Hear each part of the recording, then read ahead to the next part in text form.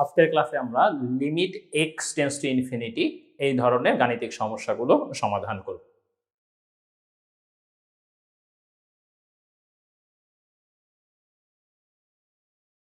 চলো প্রথমেই একটি কোশ্চেন দেখে নেওয়া যাক। Limit x tends to infinity 2x square plus 6x plus 3 divided by 6x square plus 4x plus 1।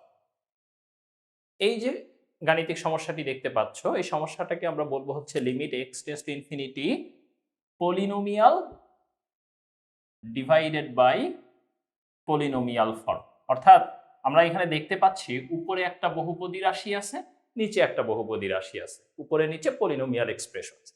এই ক্ষেত্রে আমরা যে কাজটা করব, হর এবং লব নিউমারেটর এন্ড ডিনোমিনেটরে এক্স এর সর্বোচ্চ ঘাত বা পাওয়ার বের করব। যেমন এখানে দেখতে পাচ্ছ এক্স এর সর্বোচ্চ ঘাত বা পাওয়ার কত, এক্স স্কয়ার। হর এবং লব মিলি হর এবং লবকে এক্স স্কয়ার দিয়ে ভাগ করবা, তাহলে কি আসবে?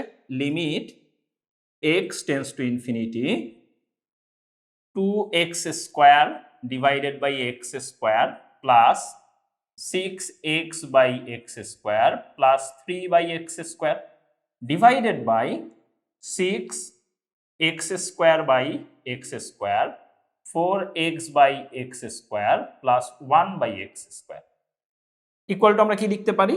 Limit x tends to infinity, এখানে এক্স স্কয়ার এবং এক্স স্কয়ার ক্যান্সেল, তাই 2, এখানে এক্স আর এক্স স্কয়ার ক্যান্সেলেশন হলে 6 by x plus 3 by x square divided by, এখানে এক্স স্কয়ার ক্যান্সেল, তাই 6, এক্স আর x square cancel, 4 by x plus 1 by x square. এরকম একটা অবস্থায় আসবে। এবার আমরা একটা জিনিস একটু খেয়াল করি, limit x tends to infinity বলতে কি বোঝাচ্ছে? এক্স এর মান যদি অনেক বড় হতে থাকে, তাহলে একটু তুমি চিন্তা করো তো এই 6 বাই এক্স এর মান কত হবে? ধরো limit x tends to infinity 6 by x equal to কত? আচ্ছা, এই প্রশ্নের উত্তরটা আমি একটু অন্যভাবে দেই। ধরো আমি বললাম তোমার কাছে 6 টাকা আছে, 6 টাকা।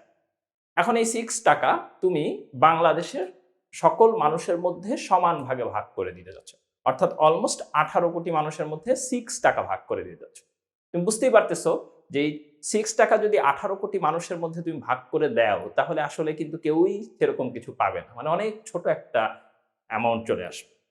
তাই 6 কে অনেক বড় কিছু দিয়ে ভাগ করলে ভাগফলটা আসলে শূন্যের দিকে চলে যায়। তাই 6 by x limit x tends to infinity এই ভ্যালুটা কত হবে? এই ভ্যালুটা হবে হচ্ছে গিয়ে 0। ঠিক একইভাবে আমরা এটাও বলতে পারি 3 by x square limit x tends to infinity 3 by x square, এইটা ইকুয়াল টু কত আসবে? এইটা ইকুয়াল টু 0 আসবে। Limit x tends to infinity 4 by x equal to কত? সেটা equal to 0। Limit x tends to infinity 1 by x square, এইটা equal to 0। তাহলে এই টার্মগুলো সব 0 হয়ে যায়। তোমরা এই জিনিসটা এভাবে মনে রাখতে পারো, limit x tends to infinity যদি তুমি কখনো সসীম বা ফিনিট বাই অসীম ইনফিনিট ফর্ম পাও, এটা ইকুয়াল টু 0। তাহলে আমাদের এখানে আসলে কি হচ্ছে? আমাদের এখানে এই টার্মটা, এই টার্মটা, এই টার্মটা আর এই টার্মটা লিমিট এক্স টেন্ডস টু ইনফিনিটিতে থাকছে না, এটা 0 এর দিকে চলে যাচ্ছে, শুধু এইটা থাকছে 2 বাই 6। তাহলে এটা রেজাল্ট কি হবে? এটা রেজাল্ট হবে হচ্ছে গিয়ে 2 বাই 6 ইকুয়াল টু 1 বাই 3।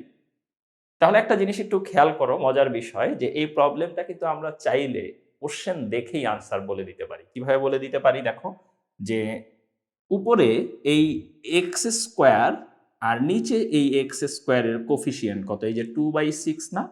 আমাদের আনসারটাও কিন্তু সেই 2 বাই 6 বা 1 বাই 3 এসেছে। তাহলে এই ধরনের প্রশ্নগুলো কিন্তু তুমি প্রশ্ন দেখেই উত্তর বলে দিতে পারো। এই ধরনের প্রশ্ন প্রায় সময়ই কিন্তু ঢাকা ইউনিভার্সিটি বা বিভিন্ন বিশ্ববিদ্যালয়ের ভর্তি পরীক্ষায়ও আসতে দেখা যায়। তাহলে এখানে এখন আমরা এই দুইটি প্রশ্ন যদি খেয়াল করি, তাহলে দেখতে পাচ্ছি প্রথম প্রশ্নটা কি বলা আছে? Limit x tends to infinity x by 2x plus 1। তো দেখো, আমরা আগের যে পদ্ধতিটা শিখেছিলাম সেটা দিয়ে আমরা ডিরেক্টলি আনসারটা বলে দিতে পারি। উপর এবং নিচে এক্স এর সর্বোচ্চ পাওয়ার কত? 1। এই এক্স টু দি পাওয়ার 1 এর উপরে সহগ 1, নিচে হচ্ছে 2, সো রেজাল্টটা হচ্ছে 1 বাই। এই প্রশ্নটা কিন্তু একটু ট্রিকি, অনেকেই খেয়াল না করে এটার আনসার 3 বাই 6, 3 বাই 5 এরকম টাইপের কিছু বলে ফেলে। কিন্তু আমরা যদি একটু ভালো করে খেয়াল করি, উপরে এবং নিচে দুটো মিলিয়ে এক্স এর সর্বোচ্চ পাওয়ার কত?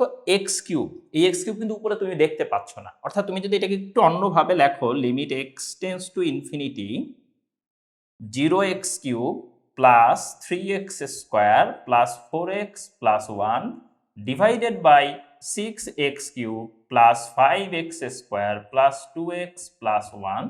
এবার তুমি অবশ্যই বুঝতে পারছো যে উপরে এবং নিচে মিলে সর্বোচ্চ পাওয়ার x কিউবের উপরে কোএফিসিয়েন্ট কত 0, নিচে হচ্ছে 6। So the result should be 0/6 or 0। এবার আমরা আরেকটি সমস্যা লক্ষ্য করি। প্রবলেমটি আমরা দেখতে পাচ্ছি কিরকম, limit x tends to infinity 3 to the power x minus 3 to the power negative x divided by 3 to the power x plus 3 to the power negative x। আচ্ছা, তো এই প্রবলেমগুলোকে আমরা বলবো limit x tends to infinity exponential divided by exponential form. এবং এই ফর্মগুলোতেও আমরা একই ধরনের রুলস ফলো করব, অর্থাৎ তুমি এই সবগুলোর মধ্যে সর্বোচ্চ এক্সপোনেনশিয়াল ফর্মটা বের করবা। সেটা হচ্ছে গিয়ে কি, সেটা হচ্ছে গিয়ে 3 টু দি পাওয়ার x। তারপরে কি করবা, হর এবং লবকে এই 3 টু দি পাওয়ার x দ্বারা ভাগ করবা বা ডিভাইড করবা। তাহলে কি আসে, limit x tends to infinity 3 to the power x by 3 to the power x minus 3 to the power negative x by 3 to the power x divided by 3 to the power x by 3 to the power x minus plus 3 to the power negative x by 3 to the power x, এরকম লিখতে পারি আমরা। তারপর আমরা আবার এটা equal to কি লিখতে পারি, এটা ইকুয়াল টু লিখতে পারি 3 to the power x by 3 to the power x basically 1, তাই আমরা লিখতে পারি হচ্ছে limit x tends to infinity 1 minus 3 to the power negative x by 3 to the power x। আচ্ছা, আমরা যদি নিচে এনে চিন্তা করি তাহলে এই নেগেটিভ xটা নিচে এসে প্লাস হয়ে এটা হবে কি, এটা হবে হচ্ছে 1 by 3 to the power 2x divided by 1 plus একই রকম এইখানেও same calculation 1 by 3 to the power 2x। এবার একটা সোজা প্রশ্ন উত্তর দাও, যদি x এর মান অনেক বড় হয় তাহলে এই যে limit x tends to infinity 1 by 3 to the power x এর ভ্যালু কি হবে। x যদি অনেক বড় হয় তাহলে দেখো 3 টু দি পাওয়ার অনেক বড় কিছু, অনেকটা বিষয়টা এরকম, x কি চিন্তা করো, x চিন্তা করো সাগর, তাহলে 3 টু দি পাওয়ার সাগর, এটা তো মহাসাগর হয়ে যাবে, তাই না, অনেক বড় হয়ে যাবে। সো 1 ডিভাইডেড বাই অনেক বড় কিছু কত, 0, তাই না। তাহলে আমরা বলতে পারি যে এইখানে এই টার্মটা 0-র দিকে চলে যাবে, x এর মান অসীমের দিকে গেলে এই টার্মটাও 0-এর দিকে চলে যাবে। তাহলে থেকে গেল কি 1 আর নিচে 1, সো রেজাল্ট হচ্ছে 1। তাহলে এই ধরনের একটি গাণিতিক সমস্যা তোমাদেরকে বাসায় প্র্যাকটিসের জন্য দেই।